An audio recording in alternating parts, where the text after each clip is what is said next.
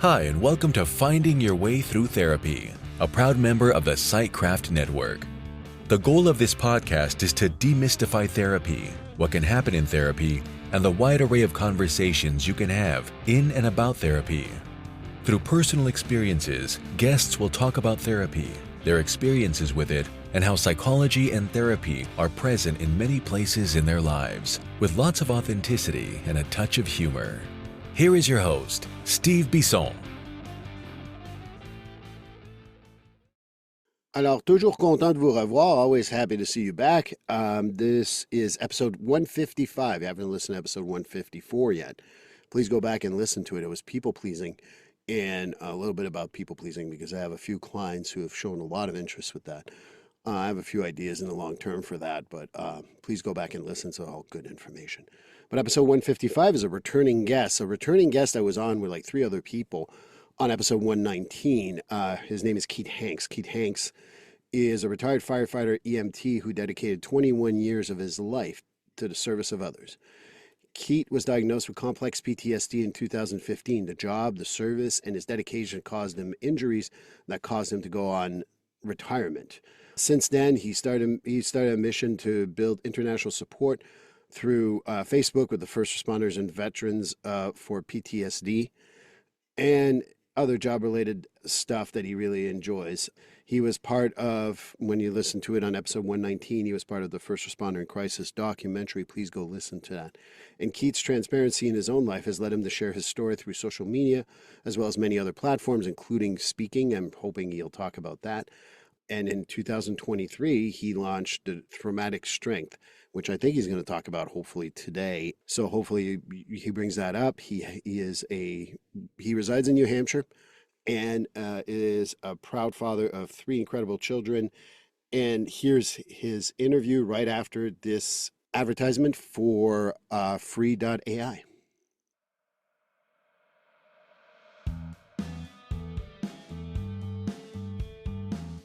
Getfree.ai. Yes, you've heard me talk about it previously in other episodes, but I'm going to talk about it again because Getfree.ai is just a great service. Imagine being able to pay attention to your clients all the time instead of writing notes and making sure that the note's going to sound good and how are you going to write that note and things like that. Getfree.ai liberates you from making sure that you're writing what the client is saying, because it is keeping track of what you're saying and will create after the end of every session a progress note. But it goes above and beyond that.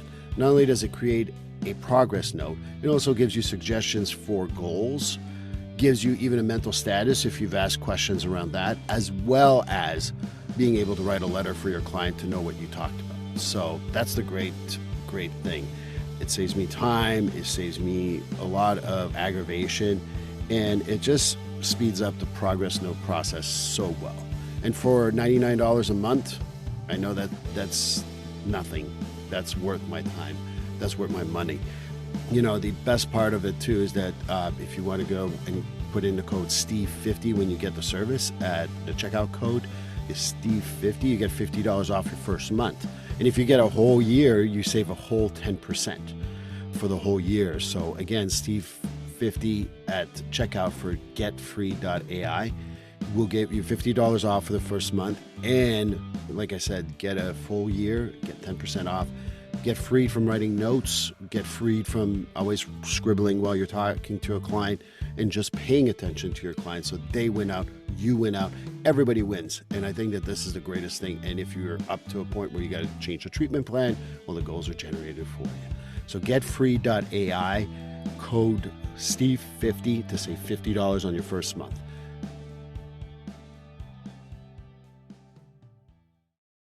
Well, hi, everyone. Welcome to episode 155. I'm happy to have someone back that I had on episode 119. That was the First Responders in Crisis documentary. I hope you guys grabbed it. I understand that it's available at other platforms now, so please go and check it out. Really a good documentary, and my guest was on, but he had to share his time, and I said, no way, man, not this time. Keith's not sharing his time. He's written a book. For those on YouTube, look in the back, you'll see what it is, but I'm not even mentioning it now because then I'll force you to go to YouTube. But all joking aside, the book was released yesterday. I'm so excited, and welcome back, Keith Hanks. Thanks, Steve. It's awesome to be back. Well, I'm happy to have you back. It was great because was it about a month ago? Not even quite a month ago. 3 weeks ago, we met for the Yeah. first time.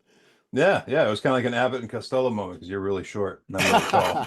Yeah, now you're giving away all my secrets. Keith's really tall. But no, it was great to meet you, and hopefully we Likewise. get more of those. Definitely really enjoy talking to you.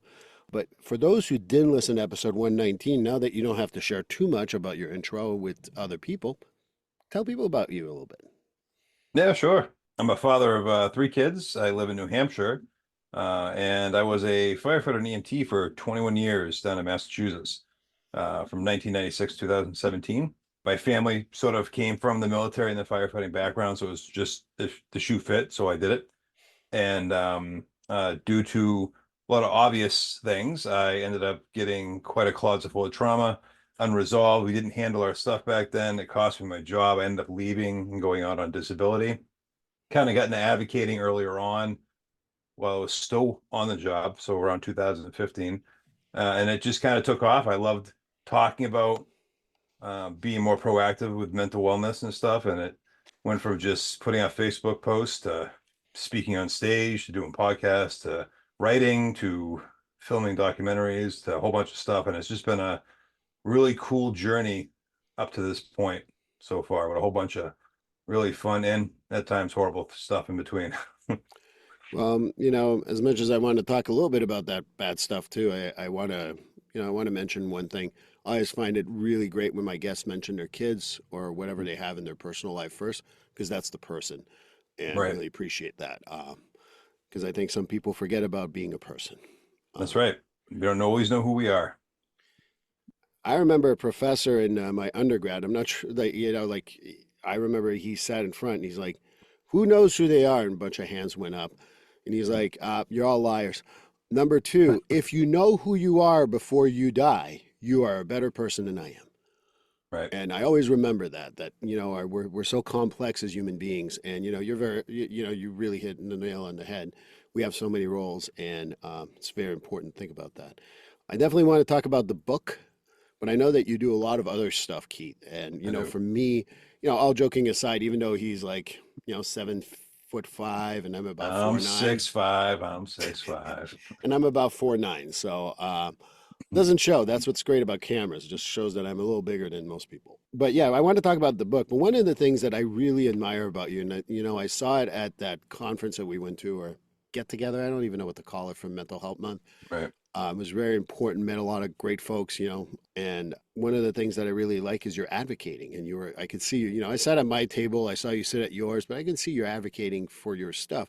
So really, it'd be interesting to hear more about how you got into advocating. You mentioned it a little bit in your intro, but how did you get into that? So the biggest thing I found when I realized I was having a lot of issues due to trauma, and then we eventually got told, "Hey, you got PTSD," was there wasn't a lot of talk about it. No one was talking about, especially in the first responder world. They were talking about it a little bit more at that point in 2015 in the military, but first responders weren't. And in my time, I had heard, suck it up, don't talk about it, closed door kind of stuff. And I knew that a lot of my struggles were because of that, because we weren't talking about it, because we didn't know, what to do. How did we heal? Was it that we needed to heal, or do we just need to fix it? I think most of us thought there was a magic pill and that it was just going to go away. So that's really what kind of opened the door for me to be like, well, you know something? I'm a pretty open and blunt guy, and I don't mind sharing. So I started sharing my story, and it just kind of took off. And every time I did it, it was very cathartic. And not only did I feel like I was helping others, but I was actually helping myself at the same time because I was facing this stuff as I shared whatever I was sharing. And so it just took off and grew. And when did you first kind of like started sharing? Because one of the first steps, like, I have first responders, obviously, that I see on a regular basis. They asked me, how do you get through it? I said, you talk about it the first time ever, no matter where Mhm. you talk about it. That's the most important part. But where did you first start talking about it? So I guess I've always been in therapy most of my life. Okay. And but I was never really honest with therapy. And I stopped going for a number of years, and then in 2003, my first wife was killed in a car accident, and I went to grief counseling. Mm. And even still, that kind of transitioned to regular counseling and therapy. And even still, I wasn't sharing a lot of my stuff, like the childhood stuff that I had been through, and no one was really taking my job into account. And it wasn't until about 2015 when I sort of hit my first rock bottom that I really started talking about everything. I was like, all right, I know all this stuff happened. Why am I not sharing it? And so I started sharing it and being honest, and I started having good experiences by doing so. It wasn't negative. It wasn't like it was happening again. It wasn't anything like that. And that got me the confidence and strength to be able to share it more openly and more publicly, and even with like my family. That's kind of where it grew from, was honestly therapy. Well, I know that you mentioned that you've been through diverse things of therapy throughout your life, and getting honest, was that because of the grief, or was it about something else? Honestly, it was being honest really happened in 2015 with the whole diagnosis with PTSD, right? And the reason for it was that I realized that I was getting worse. And Right. I had been in therapy numerous times throughout my life since I was about 7, and I had never shared a bunch of stuff. It was always like, how was your week? How was your day? I never delved into the past very much. I never shared or elaborated on things, even if they were asked. I was always brushing them under the carpet. So honesty is when, in 2015, honesty is when it really settled in. I got more comfortable with what I had been through. I know I'm going to toss you a softball here, but I think it's important for people to hear that. Did Hmm. you open up because the therapist found that magic wand, that magic pill, and said the right question, or did you decide to open up about stuff? I think it was a combination, honestly. You have the Um, magic wand. Where's the therapist? he's waving the wand. He's Oh, waving okay. he's waving the wand. Yeah, like I said, it's a combination. Honestly, I got lucky, and I was well versed in how therapy and counseling went by that point. I was, in my 30s, Right. and the therapist was a younger guy, down in McLean's outside of Boston, and um, but he was a no bullshit kind of guy, and he saw straight through me, and he was the first therapist who was always like, I know there's more back there. And being a blunt guy, I actually respond very good to another down to earth conversation, blunt person.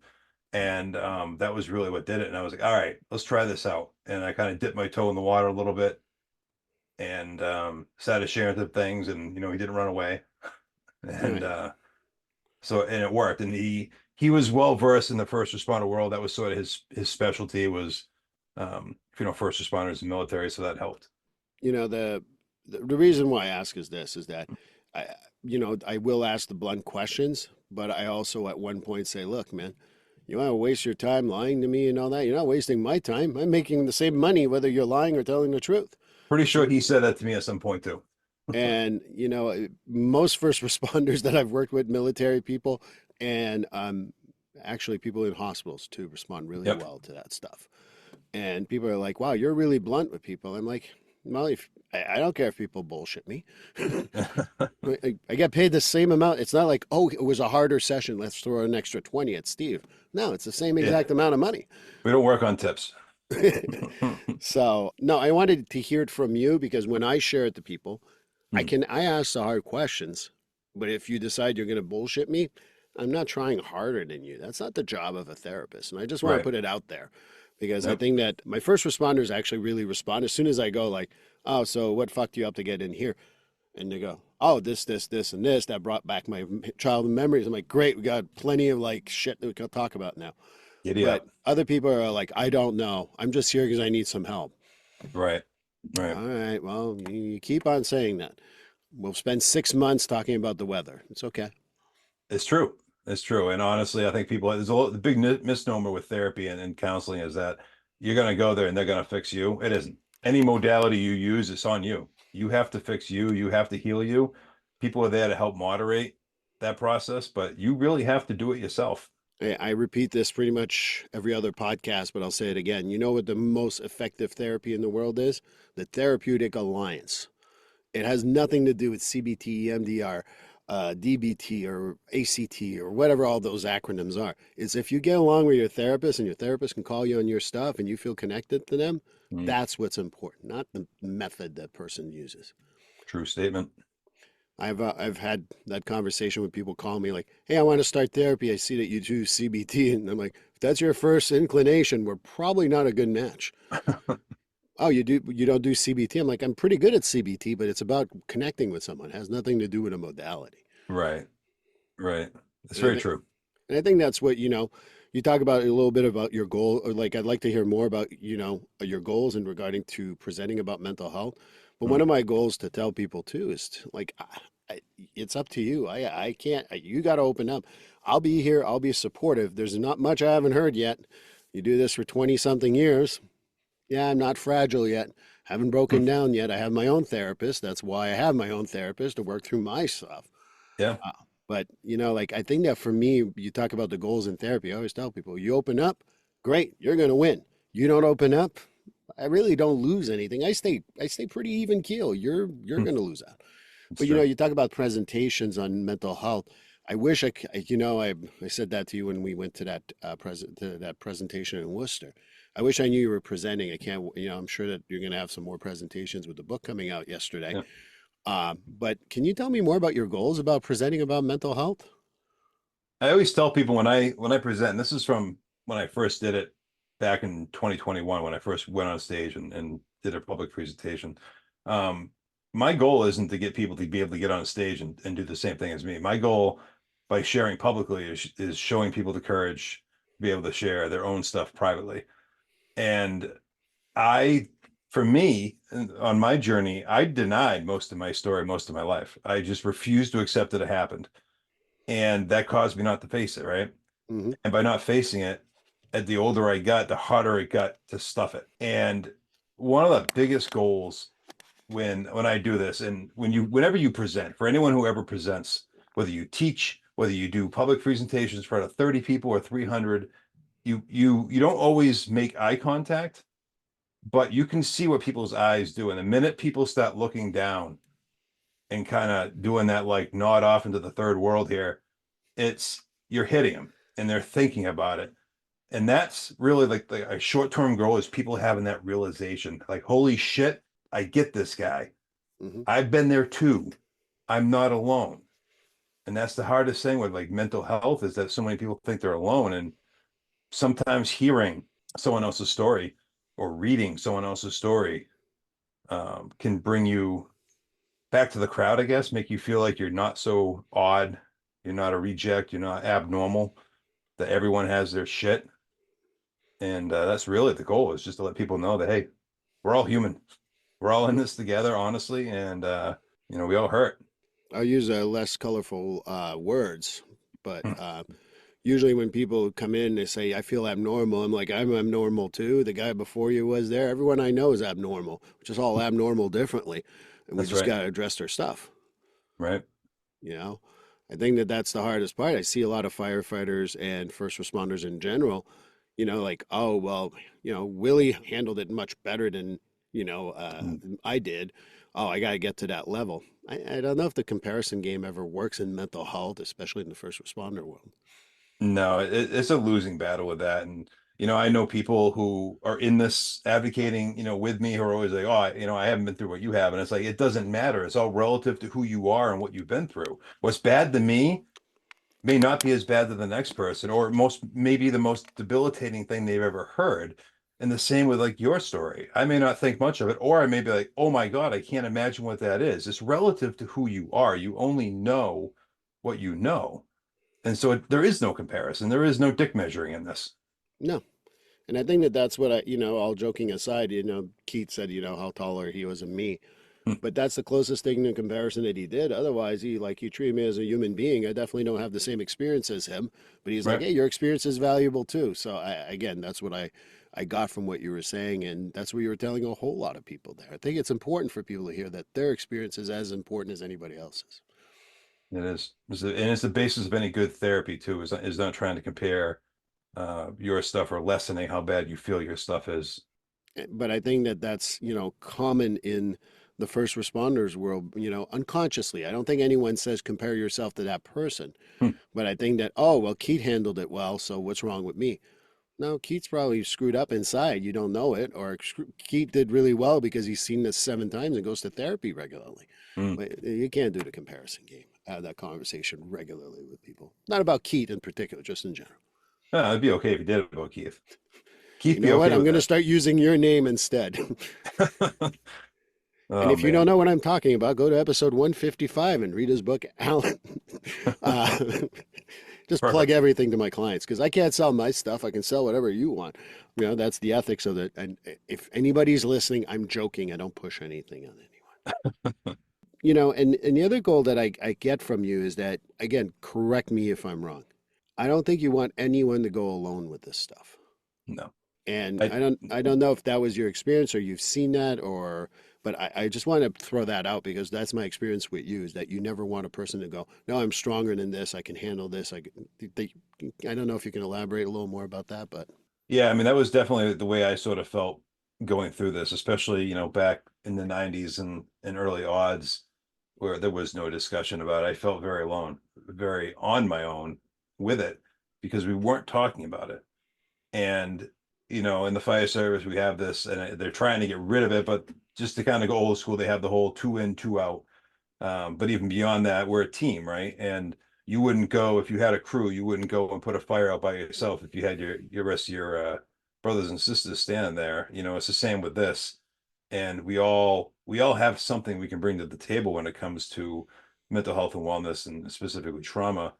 And I honestly think that the more, and it has in the last 5 to 7 years, the discussion has changed. I think more people are talking about it. I think people are more willing to talk about it because we are talking about it more, and making it more of a common kitchen table conversation. and I shared this with you, I think privately, and I'm going to talk in general terms, but I have a person who's under 30, two actually, who contacted me and said, hey, I'm doing well with the first responder stuff right now, but I want a therapist right away just in case. And it blows my mind, like you said, 2000, you say 2017, 10 years ago, like, you would have said that's going to happen. I would have said you're high, man. Even in Yeah. 2017, I would have said, wow, you smoke a lot of good stuff, man. Yeah, it's true. It's changed a lot, and we have a long way to go. And I think in the first responder world specifically, I think we're sort of stuck just after awareness. We're Hmm. not quite much further down that path to it being part of like regular discussion and regular training and education and being more proactive with it. But we are aware, and that's a huge difference compared to just like 7 years ago, maybe a little bit further back. But awareness is there for sure. I think it was an informal conversation in the past. I look at first responders in general. Yeah, you had your scissor and your scissors and stuff like that. Scissors. Yeah, because there's one that's called scissor, right? Am I right? Uh, CISR? there might be, yeah. I Crisis think, intervention, stress response, or something like that. yeah. There's a few different acronyms for But it. they're all the same to me. Scissor Yeah. makes me sound. You laughed. I laughed the first time I heard that too. But I think that that's not sufficient. And then for me, getting into like, I'm not saying it's not good. It probably serves a handful of people, which is great. Serve them. That's awesome. If they get the help they want from it, that's great. But I think that finding other ways to reach out to people, like sometimes it's good to have a peer talk about it, which is, Hmm. your role. Yeah. And sometimes it's good to go to some guy who knows about mental health and wants to talk about mental health. And I think there's not one way of doing this. I don't know what you think, but that's really what I believe. I think the systems and the peer support team are great. Systems are obviously when something happens, and peer support can be very good if it's done correctly and people are trained in how to do it, and they're not just in it to try to fix everyone's problems because you're not gonna. But I think the whole being more proactive with this is really what's going to be a game changer when people start invoking this stuff before it's a problem, where we're talking about it even before the first responder becomes a first responder. Like we're talking about this at a high school level. We're preparing, kids to go out in the field and and maybe having already dealt with the trauma they carried from their childhood before they go in the career field. This is it's really about being proactive, and I think there is so many different approaches to that, whether it's trainings and presentations and speeches, or it's using the modalities and giving, wellness talks and stuff like that. There's so many angles. You talk about the change, and someone shared with me, and they're at retirement age now. But when they started in the service, they had trouble with a call. I'm going to save the call just in case it's identifiable for someone. And I was like, hey, you know what? We went to he was 20 something. Hey, can I just talk to you about it? He's like, if you need to talk about this, you won't be able to handle this job. And I'm like, wow. Like, I hope you never said that to anyone. He's like, no, I would never say that to anyone. But that's the old school mentality, in my opinion. Yeah, suck it up, buttercup. Right. And there's a time for sucking up buttercup, and there's times we go like, hey, if it smells like shit and looks like shit, you don't need to taste it. It's shit, you know? And I think that that's what we need to understand is that if someone says they're having trouble, I mean, I've had many phone calls that if I start comparing which traumas are worse or better or whatever, we would be here for hours. But at the end of the day, seeing a dead animal versus, you know, having, 4 or 5 fatalities of XYZ, I'm trying to keep it as general as I can. I don't want to trigger Mhm. anyone. There's not one worse than the other. It's equivalent as it's how it affects that individual. Yeah, it all depends on what that individual is too in their life. They may be able to handle a bad situation one day, and maybe they can't. Maybe it hits them the next because of where they're at in their personal life or where things have caught up to them. It's the individual. I think that that's a good segue to talk a little bit about the mission of your business about traumatic strength. That's the name of it, right? Yep. I'd like to talk more about traumatic strength if you want to share a little bit with everyone here. Yeah. So I sort of developed it once I started presenting a little bit more, and it's sort of an all-encompassing sort of business where I really push the training and the proactive discussions. And what I've sort of done in order to allow myself to grow as time goes on is sort of set a general group of presentations where at any point, should more requests be made to have this done, I can have other people with their own story come in and teach what I'm already teaching, because yeah, I'm sharing my story, but like I said, we all have a story. And for another person to come in and use their story and then get the message across of what the training of the presentation is, just makes it that more audience friendly. And so that's really sort of the mission of the business, and the goal is to just get more tools, more resources, more trainings, and more talk in front of not just first responders, but people in general, society, so we get more comfortable with this nasty word of trauma and PTSD, and uh, almost not talking about it still to some degree. You're right, and I think that the education of the population, also of what a first responder may go through, is Mhm. also very important because I think that, I look at people, about my age who don't know much about first responder stuff. And I'm like, they're like, oh, they just put out fires, so they're probably sleeping most of the day. And I'm like, Mhm. God, they wish to just put out fires. There's like one fire every month at best. Right. Uh, no offense. I'm not trying to upset anyone. I hope you got the joke here. But, all the medical calls and stuff like that. I mean, even the general public doesn't know about that. I don't think they do. I think there's a lot of misnomers. I think even it doesn't matter. Even first responders in regards to other parts of the first responder world. I think a lot of people who've never dispatched don't know what they go through. I think a lot of people who've never had to work on an ambulance don't know what they go through. If you've never been a cop, if there's always that animosity between firefighters and cops, and it's that way for a reason. It's usually pretty friendly, but I don't know what it's like to be a cop. I've always been a buckethead. I've always worked on the Band-Aid wagon. I Right. don't know what it's like to dispatch. So even then, like if you don't know, if you haven't done it, you don't know. And the general population doesn't. They think that when they call 911 and we show up, we've been doing nothing else all day, and we're there at their beck and call, and here we are. We were waiting for them to call 911. And that isn't how it is. Most of the time, that's not how it is. And a lot of people don't understand that we typically come from something else that may be pretty horrendous. And They don't, if you don't know, you don't know. And education is key. You're talking about educating trauma. I think educating what first responders do is Mm. also very important. I mean, I've literally, not too recently, but I've heard recently, how come they don't have Dalmatians? I said, oh, because Mm. the card game went too long. Like, really? I'm like, no, no, none of that. It just made up stuff and you listened to me. Yeah, right, right. So I think that it's important. And, if, traumatic strength, is this something that's been ongoing? Is it something that you're still presenting about? What's going on with that? So I put it together probably about a year ago. And so I kind of use it for almost everything I do. I do it for my presentations, I do it for my writing.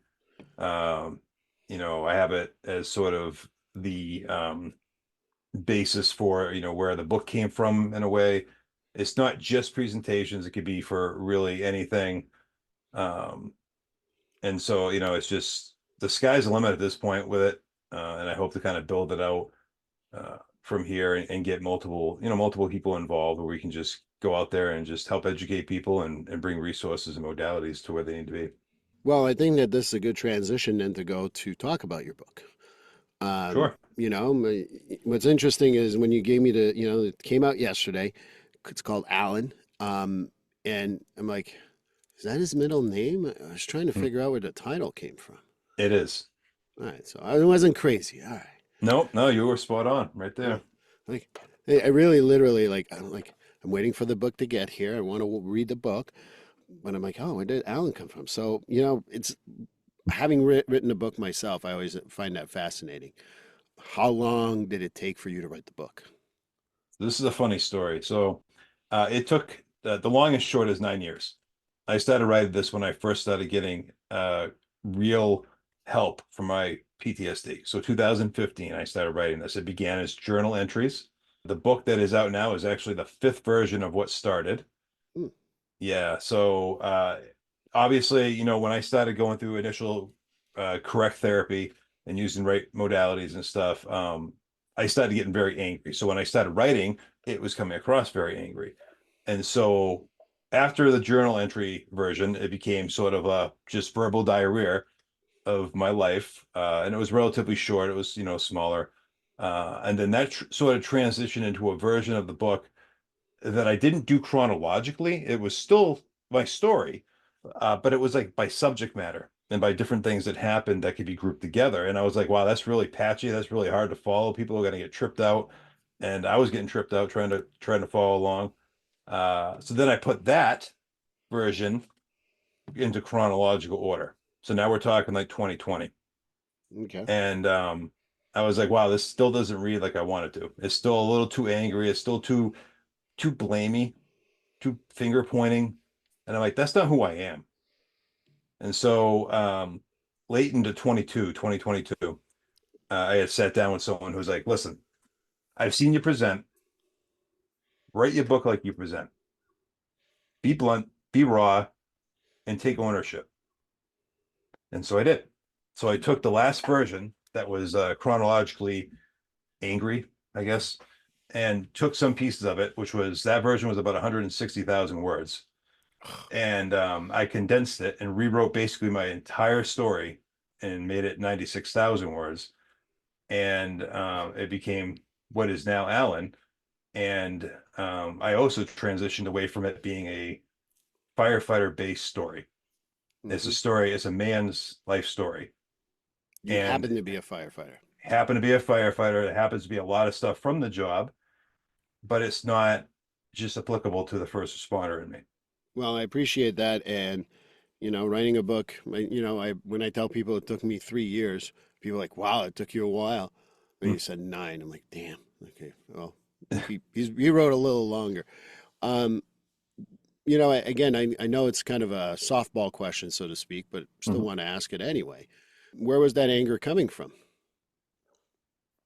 So I guess a lot of it was as I started processing the stuff that I was going through, specifically writing it down and seeing it in words, right, or typing it. Um, I was getting initially probably sad, but I was feeling very cheated. I was like, holy shit, this stuff really happened to me. And I'd have like my wife would occasionally read a chapter or whatnot. She's like, well, this is really well written, but this is horrible. And I'm really sad for you. And I was like, I guess initially that's probably where the anger came from, is I was owning it. I was owning that I went through this because I never had at that point. So between therapy and writing, I was really getting this like full healing process going because I was owning what I had been through. I'd always pushed it aside or I talked about it, but I didn't feel it. And it was when I was writing it and putting words to what I had been through in my life that I started feeling it. And that's where the power in this book really came from, is that I wrote something based on my perspective and how it affected me and the way it made me feel. And I told it that way. And And so telling you, that's really initially that's where the anger came from, was just the initial feeling of it. so is the feeling, because I was going to say writing down that stuff can be pretty anger provoking or at Mm. least isolating. I don't know what the right word is. I'm not much of a semantics guy, but I bet that seeing that visually must be very difficult too. It was, and it eventually transitioned into being very cathartic and very, very healing. At this point, so much of my life I've become very peaceful with, because I have healed so much of it. I mean, there's a great deal of it. I have a lot of work to do. I always tell people I'm a work in progress, but the so much of it I've been able to heal because I wrote it, and I was able to feel angry. I was able to feel sad, scared, even at times. I felt all of it, and it was honestly at this point I can tell you it was great. It was great to feel it. So are you telling me you're normalizing not only what people go through, you're also normalizing how they feel and just say, hey, you feel what you feel? That's it, man. You are what you are. You feel what you feel. Are We all you have sure? emotions. Are you sure you're a firefighter or a former firefighter, not a former therapist? I mean, Jesus Christ, man.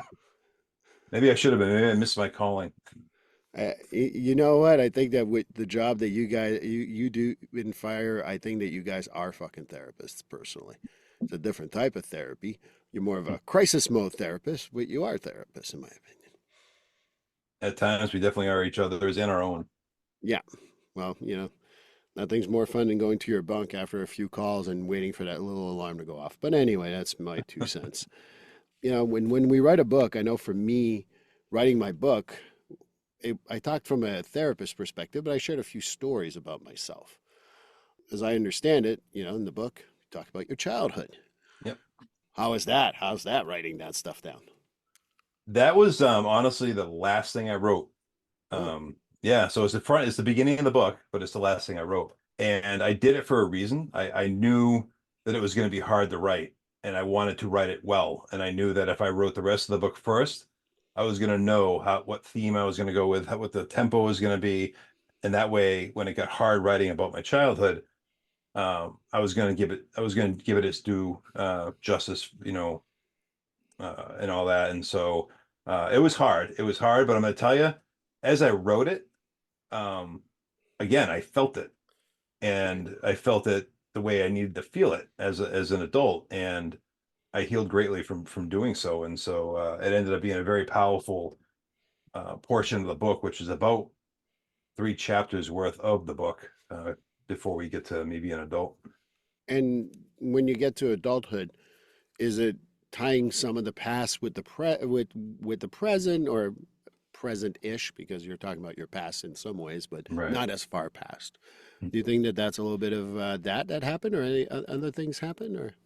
I think throughout the book, what I always try to do is to tie in everything that I had been through with what I was currently going through at that point in the book. And I know that that's relevant. That's been relevant my whole life. That especially where so much of my life was spent living with unresolved trauma, because I wasn't dealing with it, that so many things that were happening in their present day were because of the past. And so in the book, I try to relate that when things happen, through whether it's a flashback. I have moments in the book where there's like a written out flashback or a dream. And I always try to relate it to what I had been through because I was constantly reliving so much of my past until I started dealing with this shit, that I relate it whenever I can. I think, there's a theory from Gabor Mate, and I talk about this a lot because I really think it's an interesting theory. And the theory is we do jobs to heal our past. Hmm.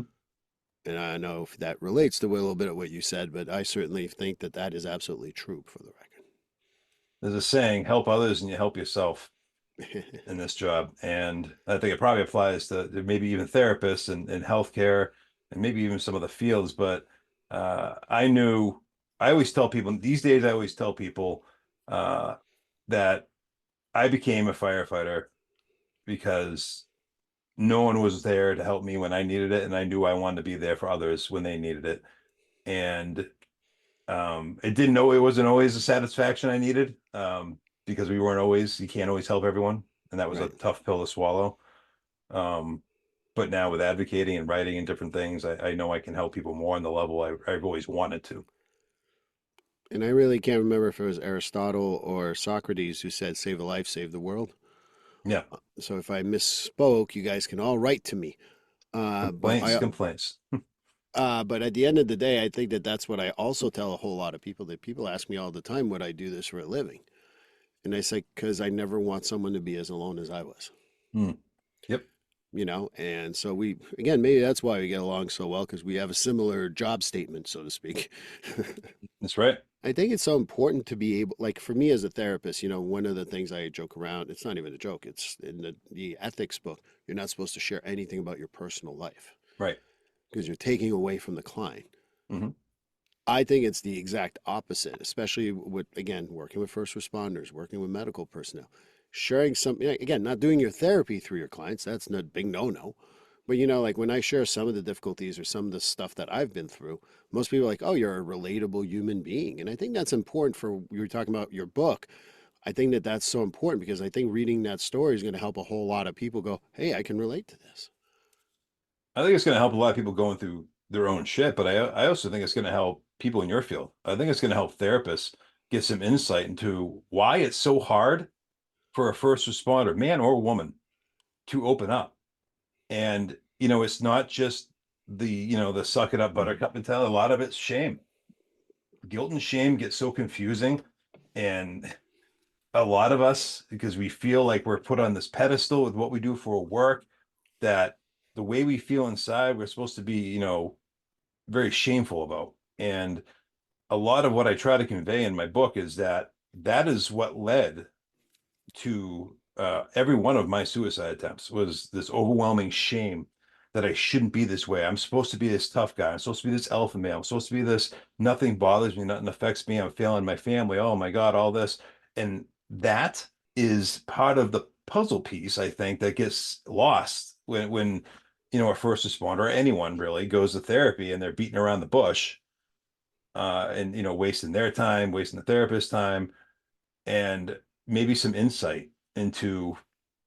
I mean, my story is a little bit much. Not everyone has been through a lot of what I have been through, and I can understand and appreciate that. But I think everyone's been through a little of what I've been through. And that's the relatable part is that everybody can kind of benefit from learning. People who help people with these things, and then the people who go through it as well, I think can benefit from getting this insight. And I'm happy you said that it could be helpful for therapists because that's something that I want to hear more because I want therapists to read stuff like that. I think that, my therapist friends sometimes like, oh, I've dealt with shame. I'm like, I don't know if you've dealt with the level of shame that first responders carry on a regular basis because they don't remember the 14 great calls. They remember the one that went wonky. Yeah. And I'm trying to be as generous as I can with that word. You know what I mean, and at the end of the day, it's like that's not. And telling him like, okay, so let's talk about that dead cat is not going to open up anyone. It's really Mm. meeting them where they're at, but also be slightly confrontive when you see something, and not being confrontive in a jerk way. Like, hey, you looked away when you said that. What was going on in your head? I know that's very therapeutic what I just said, but I also know that for people, like, oh, do I go after this? With first responders, if you pull a punch, you are screwed. And you literally have to go after anything that looks like, I've had people who've pulled the crying thing, like, oh, I just don't want to cry in front of you. What the Yeah, hell are you yeah. talking about? That's why we're here. I mean, you're in therapy. This is the Yeah. safest place where you can cry. If anything, this it's safer than anywhere else I'm going to go. What is so?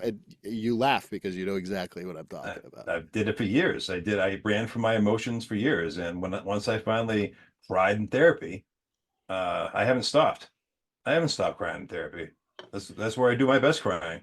My therapist gets to see the ugly cry and the snot and everything else, Oh yeah. and Yeah.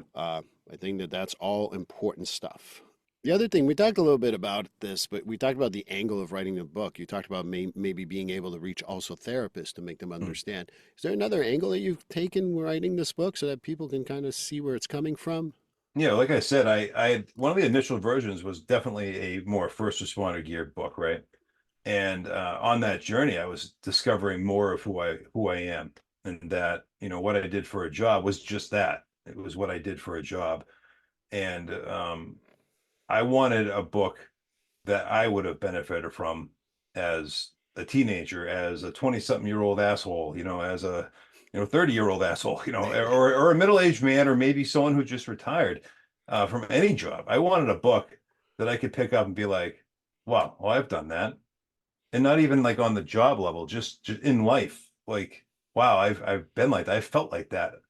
I've literally wanted to not walk into a restaurant because there's been five more people than I feel acceptable because my hyper vigilance is going crazy. Like I wanted people to be able to pick up a book that I wrote and not be like, well, I'm not a firefighter, so I'm not going to get this. It's more personal than that. There's a lot less of a once you open the front cover, it's more of a, here's this 45-year-old boy essentially, because that's really what I am, is Hmm. a full grown child, and that's relatable, and I hope people can get that connection. I'm nodding not because of you, but I'm saying, aren't we all like grown children anyway? That's it. That's why I'm nodding, and I'm happy you took that angle to get a lot of people to relate to it. Because as much as it's helpful to have first responders look at it, I think that the general public, I think that the therapists, I think people need to see it in a different light. And like I said, I've met Keith a few times now, and the authenticity that Keith shows in his book and the authenticity he shows as himself is something to keep in mind in, like, as a therapist, as a first responder going to therapy, as the general public, because people come in and they're like, hi, how are you? I'm like, oh, it's going to be a long session. I don't want hi, how are you? I want to be like, ugh. Not that I want people to be miserable, I just want them to be honest. Right. And if they're happy, that's great, but when people are too little bubbly and like something's wrong. Oh yeah, yeah, putting frosting on something, it still Yes. smells like shit. Right. And I think that that's why, like, it's important for you go read this book. And I say this, like, Keith is an amazing speaker. I know he's going to be doing other speaking engagements at some point, but this book is a reflection of who he is because he can't fake Keith. And that's the greatest thing in the world. It definitely can't fake Keith. That's why I tell people all the time, it can't fake me. That's why, like, one of the things I really like about you is that if I saw you in New Hampshire and you didn't know I was there, you'd probably be the same exact guy that talked to me at that place or here on the podcast. And I believe in authenticity, and I think that that's the other part about Alan is it's a very authentic book. And talking about your 9 years of writing it, the authenticity is just probably is the most important thing in my life, and I think I see that in you, and I know that it's in the book. Yeah, no, for sure. And that was part of the point of this version of the book, was to show people, it's all about being who you really are, no matter what it is, no matter how scary it is, no matter how embarrassing it may be, no matter how bad it may be. Maybe you made some bad mistakes. It's about really taking it all and just owning it, and living a good life. And welcome to the club if you made a bad mistake. Right? It's okay. Right. We're You know, human. I've never made a mistake as a person that's never existed, but that's just me. It's very true. One of the things I want to mention to everyone, like I talked to Keith beforehand, so he's not being shocked here, but Keith's going to be signing a book and he's going to be giving it away. So you guys reach out to me through, Instagram. If you're on the podcast, you can go on all the major platforms now. You can like send a message to Steve or something to that effect. You can go click on that. And from all those names, I'm going to give out a book to one lucky winner. So just go Instagram, Facebook, email, whatever, And I definitely wanted this book. Keith will sign it, and it's worthwhile, I promise. But I wanted to share that. And for those of you who don't win the book, I wonder where we can get the book, Keith. So yeah, when it gets out to the different retailers and stuff, you're gonna be able to find it on Amazon. Amazon is a big one, right? And then Walmart, Walmart.com, Target. These are all typically online. So Walmart, Target, Barnes and Noble.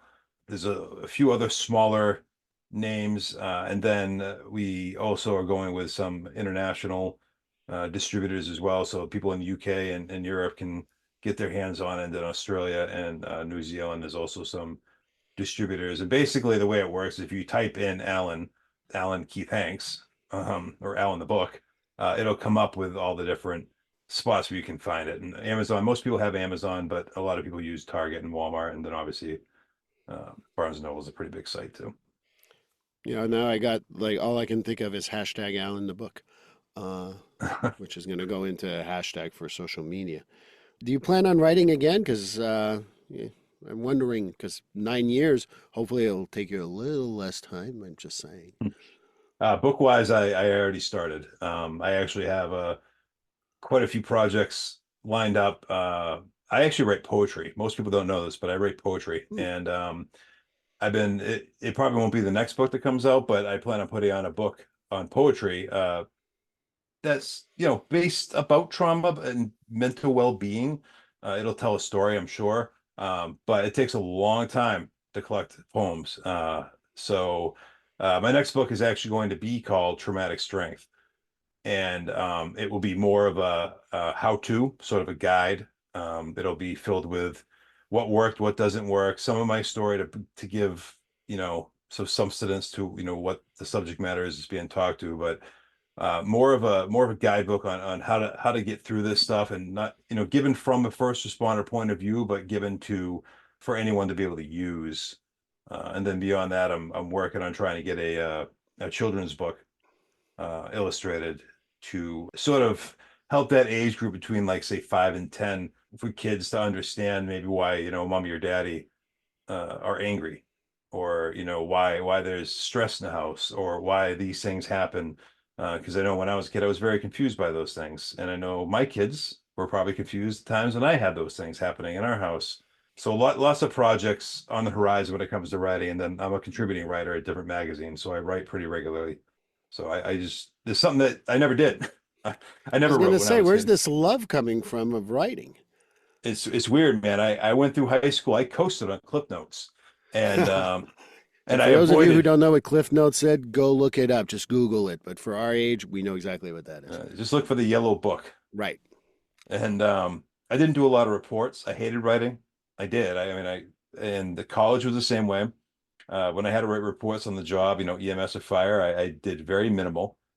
And then one day, when I started journaling, I was like, wow, I'm not horrible at this. I'm not bad.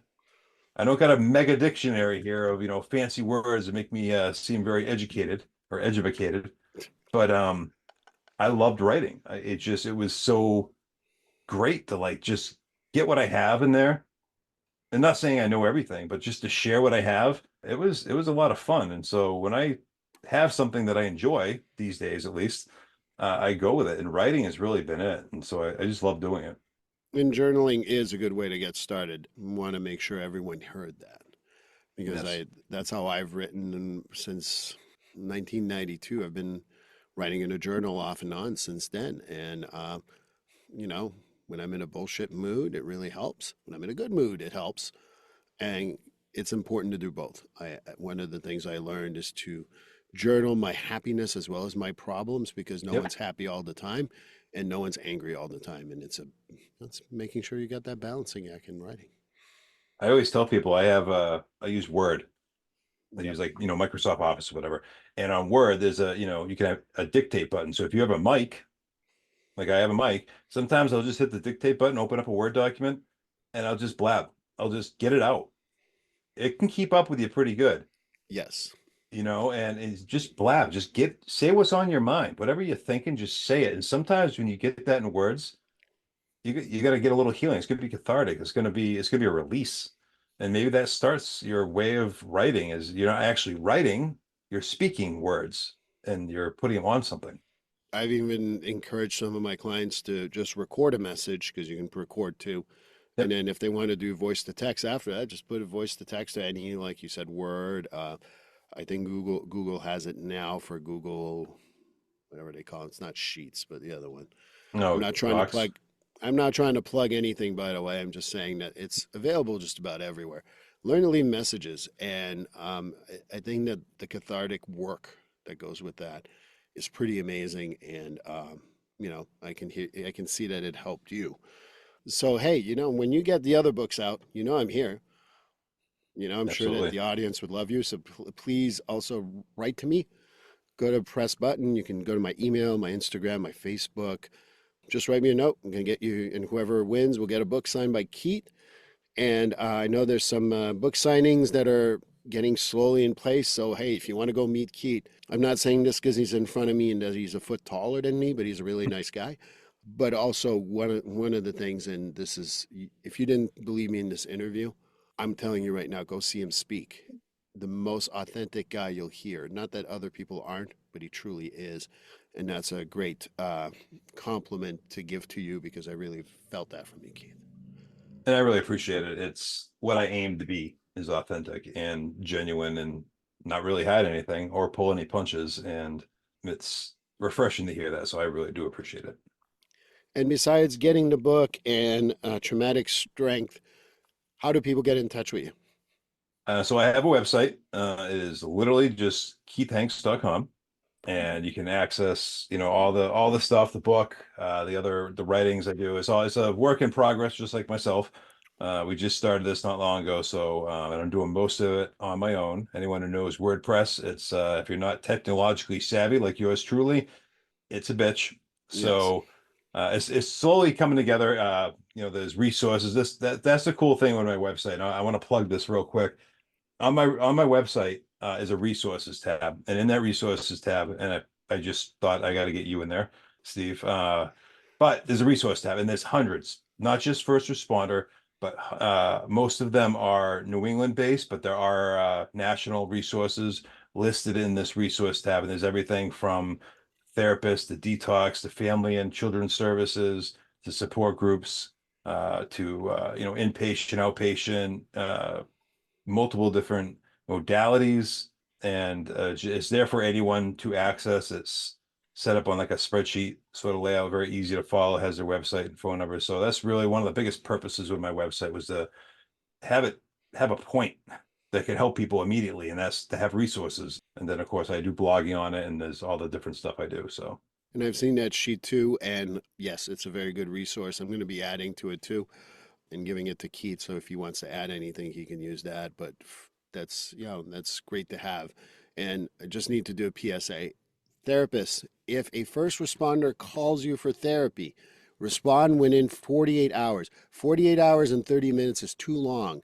If you can, right away, because you're talking with a guy who's done this for a few weeks, or actually years, but just giving that PSA. Sorry, because you were talking about resources, but that drives me nuts with therapists. Like, oh, I waited a week, they didn't respond. Really? That's shocking. right, yeah.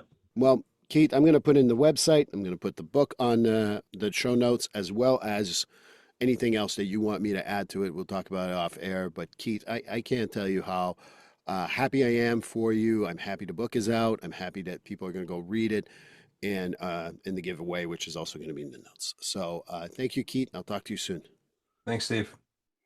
Well, that completes episode 155 of Keith Hanks. Thank you so much. Really, really appreciate the interview. It was really good. It's interesting. I recorded this after the interview, and I think me and Keith spent another 15 minutes talking afterwards. We could have gone a lot longer, but, he says he's going to write other books, so hopefully he'll be back on. So and please just comment, write to me so that you can be in a drawing for his signed book. And I'm very happy to be offering that. So go get the book, and I will see you for episode 156. Please like, subscribe, and follow this podcast on your favorite platform. A glowing review is always helpful. And as a reminder, this podcast is for informational, educational, and entertainment purposes only. If you're struggling with a mental health or substance abuse issue, please reach out to a professional counselor for consultation. If you are in a mental health crisis, call 988 for assistance. This number is available in the United States and Canada.